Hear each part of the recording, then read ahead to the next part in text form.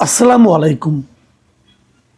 প্রিয় দর্শক, যুক্তরাষ্ট্রের সঙ্গে বাংলাদেশের যে বাণিজ্য চুক্তি হয়েছে আমাদের এবারে জাতীয় নির্বাচনের ঠিক 3 দিন আগে, খুবই গোপনে এবং অনেকটা তড়িঘড়ি করে তৎকালীন বাণিজ্য উপদেষ্টা এবং জাতীয় নিরাপত্তা উপদেষ্টা এবং ডক্টর ইউনূস, এই 3 জনের সম্মতিতে, এবং তারাই মূলত এখানে প্রধান ভূমিকা পালন করেছেন। যুক্তরাষ্ট্রে বাণিজ্য উপদেষ্টা গিয়েছিলেন, ডক্টর খলিলুর রহমানও গিয়েছিলেন। তারা যে এই চুক্তিটা সম্পাদন করে আসছেন, এমন এমন লোকজন চুক্তিটা করেছেন যারা কিন্তু এই চুক্তিটা বাস্তবায়নে তাদের কোনো দায় দায়িত্ব নাই। ওই সময় বাণিজ্য উপদেষ্টা যিনি ছিলেন শেখ বশিরউদ্দিন, উনি কি এই চুক্তি বাস্তবায়ন করবেন না, কিন্তু উনি চুক্তি একখানা করে দিয়ে উনি এখন আর কাজে চলে গেছেন ব্যবসা বাণিজ্যে। কিন্তু এই চুক্তিটা বাস্তবায়ন করতে গেলে এটা কার গায়ের উপর চাপবে, কাদের কষ্ট হবে? কষ্ট হবে বাংলাদেশের জনগণের। এই চুক্তির মধ্যে এমন এমন সব ধারা আছে যে ধারাকে আপনি গোলামি চুক্তি বললেও কম বলা হবে।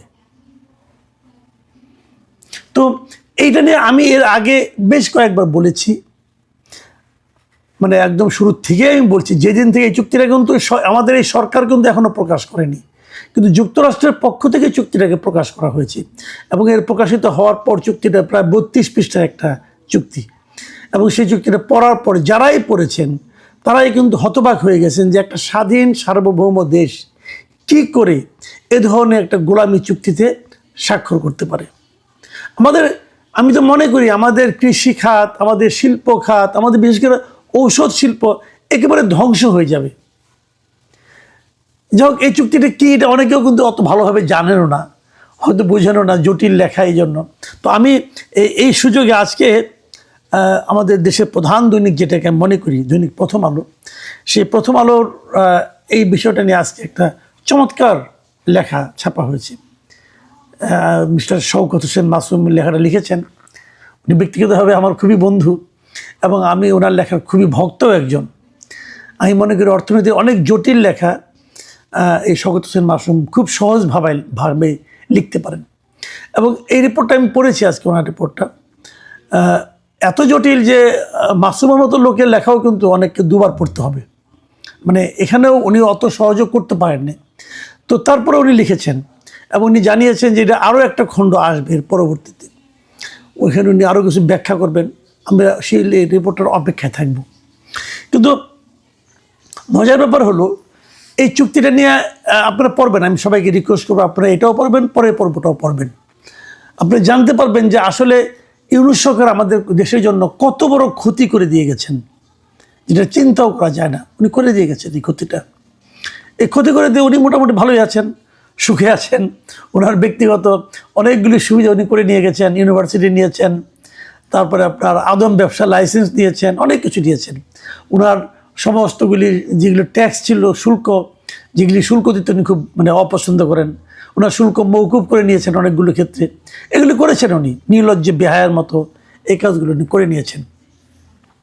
কিন্তু আমার বক্তব্যটা অন্য জায়গায়। আমার বক্তব্য হলো যে অন্তর্বর্তীকালীন সরকার, ডক্টর ইউনূস, ডক্টর খলিলুর রহমান, শেখ বশিরউদ্দিন, এরা না হয় আমাদের দেশের জন্য ক্ষতিকর চুক্তিটা করেছেন তাদের ব্যক্তিগত যার যার স্বার্থের জন্য। কিন্তু এখন তো একটা গণতান্ত্রিক সরকার আসছে, এই সরকার কেন এই চুক্তি নিয়ে কোনো কথা বলছে না? এটা হলো আমার সবচেয়ে বেদনার ব্যাপার। আমি এই চুক্তি নিয়ে এ পর্যন্ত বিএনপির কোনো পর্যায়ের কোনো নেতার মুখে এই চুক্তি নিয়ে একটা শব্দ উচ্চারিত হইতে শুনিনি। কেন? তাহলে বিএনপির কাছে কি এদেশের জনগণের স্বার্থের কোনো মূল্য নেই? তাহলে বিএনপি কি দেশের জনগণের স্বার্থ সংরক্ষণ করার জন্য আসেননি? শেখ বশিরউদ্দিনের মাঝখানে একটা ইন্টারভিউ দেখলাম কোনো একটা মিডিয়াতে।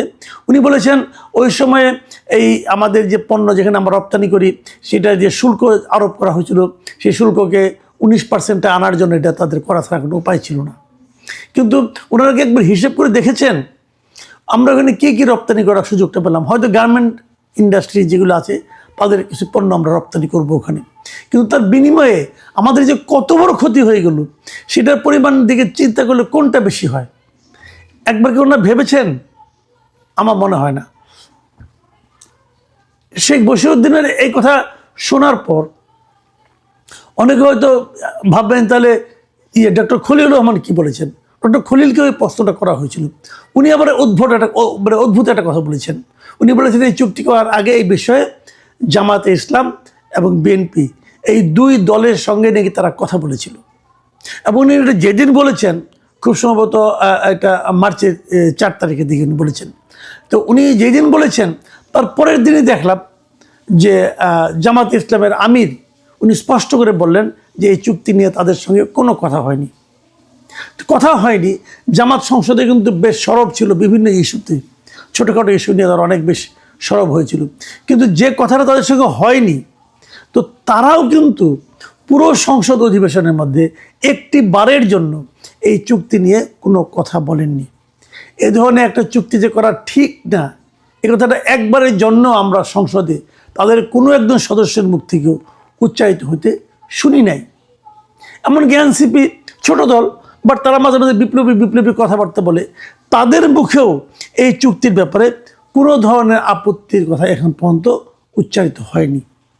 পুরো জাতীয় সংসদে 300 সদস্য আছেন, এদের মধ্যে মাত্র একজন সদস্যকে, মাত্র একজন, যিনি এই চুক্তি নিয়ে কথা বলেছেন সংসদ অধিবেশনে একদম শেষ দিকে এসে, তিনি কে? একজন স্বতন্ত্র সদস্য বেশটা রুমিন ফারহানা। একমাত্র তিনিই বলেছেন যে চুক্তিটা নিয়ে আলোচনা হওয়া উচিত, এবং এই চুক্তিটা যে কোনো ভালো চুক্তি নন। একমাত্র এই রুমিন ফারহানা ছাড়া আর কাউকে, আর কোনো সংসদ সদস্যকে আমি কিন্তু কোনো কথা বলতে দেখি নাই। কারণটা কি? ওনারা কি ভয় পাচ্ছেন? ওনারা কি ভাবছেন যে এই চুক্তিটা নিয়ে কথা বললে পর যুক্তরাষ্ট্র আমাকে ভেনেজুয়েলার প্রেসিডেন্টের মতো হয়তো আমাদেরকে কিন্তু উঠিয়ে নিয়ে যাবে? ওনারা কি এই ভয় পাচ্ছেন? আমার ধারণা এই চুক্তিটাকে বাস্তবায়নের পরবর্তী পদক্ষেপ হিসেবেই ডক্টর খলিলুর রহমান এই সরকারের মধ্যে ঢুকতে পেরেছেন। আমার ধারণা উনি এই সরকারকে এক ধরনের জুজুর ভয় দেখিয়েছেন, যে যদি এই চুক্তিটা যদি বাস্তবায়ন করা না হয় তাহলে আপনাদেরকে এই ভয় হবে, আপনাদের এটা করবে সেটা করবে, এগুলি ভয় দেখিয়েছেন। এবং চুক্তিটাকে বাস্তবায়ন করার জন্য উনি নিজেকেও ওই জায়গায় ঢুকিয়ে নিয়েছেন পররাষ্ট্রমন্ত্রী হিসাবে, যে আমাকেও মন্ত্রিসভা রাখতে হবে, নাহলে কিন্তু যুক্তরাষ্ট্র মনে করবে যে সরকার হয়তো চুক্তিকে বাস্তবায়নের ব্যাপারে আন্তরিক নয়। আমার ধারণা এই জুজুর ভয় উনি দেখিয়েছেন। কিন্তু ওনার দেখানো ভয়ে, এই জুজুর ভয়ে সরকার প্রধান হয়তো ভীত হয়েছেন, নাহলে ওনাকে কেন উনি পররাষ্ট্রমন্ত্রী বানাবেন আমি জানি না, আমি বলতে পারবো না। কিন্তু কেন এটা করেছেন সেই ব্যাখ্যাটা তো ওনাকে সরকার প্রধানকে দেওয়া উচিত ছিল। আমি মনে করি যে এই ধরনের কাজ, এই ধরনের ব্যাখ্যাবিহীন বিভিন্ন কর্মকাণ্ড আমি মনে করি আমাদের জাতির জন্য একটা বড় ক্ষতিকর পদক্ষেপ। তো এখন কি হবে আমি জানি না কি হবে, কিন্তু আমি মনে করি এটা নিয়ে সরকার যত বিলম্ব করবে এই চুক্তি নিয়ে আলোচনা করা, তত সরকার কিন্তু বিপাকে পড়বে। দেখুন এরই মধ্যে কি হয়েছে, এরই মধ্যে বেশ কয়েকটা বাম দল, বেশ কয়েকটা উন্নয়ন আপনার বিভিন্ন সংগঠন, এরা কিন্তু অলরেডি এটা নিয়ে আলোচনা করেছেন, প্রতিবাদ করেছেন, এবং তারা এটা নিয়ে নানা রকম মাঠেও নামছেন, সভা সেমিনার তো চলছেই। এর ফাঁকে আজকে দেখলাম যে একজন আইনজীবী এটা নিয়ে রিটও করেছেন, এবং এখানে রিট করে তারা এই চুক্তিটা যে বৈধ কিনা এই বৈধতাকে চ্যালেঞ্জ করে একজন আইনজীবী মোহাম্মদ মাইদুল ইসলাম পলক জনস্বার্থে একটি রিট আবেদন করেছেন। সেই রিট আবেদনের কী ফল হবে আমরা জানি না, হয়তো 2-1 দিনের মধ্যে আমরা জানতে পারবো, হয়তো সরকারকে এর জবাব দিতে বলা হবে আদালতের পক্ষ থেকে। শেষ পর্যন্ত কী হবে আমরা বলতে পারবো না, কিন্তু আমরা এটার অপেক্ষায় থাকবো কি হয়। এর মধ্যে এই চুক্তি নিয়ে আমার ধারণা বেশ কিছু সংগঠন আরও জোরে সোরে মাঠে নামবে এবং প্রশ্ন উঠতে থাকবে। এক পর্যায়ে হয়তো সরকার বাধ্য হবে এই সমস্ত প্রশ্নের ব্যাখ্যা এবং উত্তর দিতে, কিন্তু সেই ব্যাখ্যাটা যদি ওরা আগেই দিয়ে দেন, আগেই বলেন, তাহলেই কিন্তু আমি মনে করি তাদের মান সম্মান কিছুটা বাঁচবে। একটা কথা বলে রাখি, অনেক হয়তো বলবেন চুক্তি তো হয়ে গেছে, এখন আর কি করা? না, এখনও অনেক কিছু করার আছে, কারণ এই চুক্তির মধ্যেই এই চুক্তিটাকে কিভাবে বাতিল করা যায় তার অপশন দেওয়া আছে, এবং সেটা করলে পর আমি মনে করি সেটা সম্ভব। সেটা কিছুই না, যে কোনো দেশ এই চুক্তিকে ইচ্ছা করলে চেঞ্জ করতে পারে, বাতিল করতে পারে, অথবা পুনরালোচনার জন্য উত্থাপন করতে পারে। সেই জন্য সেই সরকারের যে পক্ষ এটাকে বাতিল করতে চান অথবা এটাকে চেঞ্জ করতে চান, তাদেরকে 60 দিনের একটা নোটিশ দিতে হবে এবং নোটিশ দিয়ে এটা করতে পারে। সরকার বলতেই পারে আমার দেশের জনগণ এই চুক্তিটাকে ভালোভাবে নিচ্ছে না। আগে সরকার করেছিল, ওটা জনগণের কোনো ম্যান্ডেট পাওয়া সরকার ছিল না, কাজে তারা করেছিল। কিন্তু আমরা জনগণের ম্যান্ডেট নিয়ে যখন এসেছি, আমার জনগণ চায় না এই চুক্তিটা অটুট থাকুক। আপনি বলবেন তখন হয়তো তারা শুল্ক বাড়িয়ে দেবে। দেখেন, এই ধরনের শুল্ক তো ট্রাম্প অনেককে বাড়িয়ে দিয়েছিল এবং অনেকে নানা ধরনের বার্গেন করে করে কিন্তু শুল্কগুলো কমিয়েছিল। আপনারা বার্গেন করতেন? আপনি তো বার্গেনিংয়ে যান নাই, আপনারা গেছেন আপোষে, আপনারা গেছেন সব দিয়ে দেবো আমরা। তো এই যে যাওয়ার প্রক্রিয়াটা, এটা হলো কি, আপনি তো আপনি টাকা দিচ্ছেন না রে ভাই, আপনি তো আমার টাকা দিচ্ছেন, আপনাকে দেওয়ার ইখতিয়ারটা কে দিল? তো এইভাবে হয় না। বার্গেন করেন, অন্যভাবে বার্গেন করেন, কিন্তু আমি মনে করি এটাকে নিয়ে আলোচনা করা উচিত এবং এটাকে বাতিলও করা উচিত। কারণ এটা বাতিল না করলে এদেশের শিল্প, এদেশের কৃষি একদম ধ্বংস হয়ে যাবে। প্রিয় দর্শক, আমরা চাইব যত দ্রুত সম্ভব এটা নিয়ে সরকার তাদের বক্তব্য জনসমক্ষে প্রকাশ করুক। আল্লাহ হাফেজ।